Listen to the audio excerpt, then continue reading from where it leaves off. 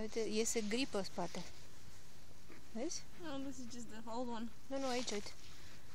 Vezi cum crește? Yeah, this is the old one too. It was there last Trebuie winter. să-l perii, mă, Andra, că uite ce iese din el. Are you filming and complaining about my brushing habits? No. He has a groomer's appointment on Friday.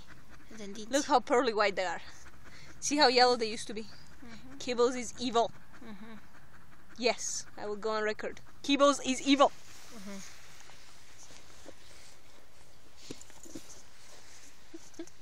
Nu mai poate obosit. Hai să mergem puțin pe lac. E obosit. S-a dus, mă, nu vine. Niciun fel de ploaie. Vezi că îl pișcă țânțarii de urechi. De ochi. Spune și mie, care ți-e problema?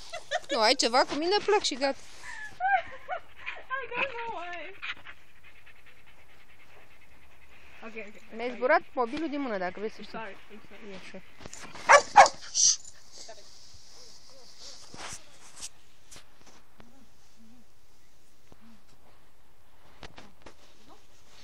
Spune eu, subconștientul tău are ceva cu mine. Când sunt în peisaj, îți dai mine.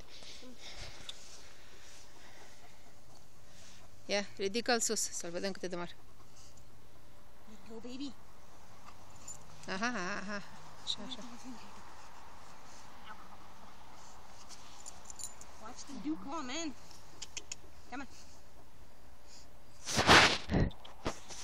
Good boy. Hi. You ready?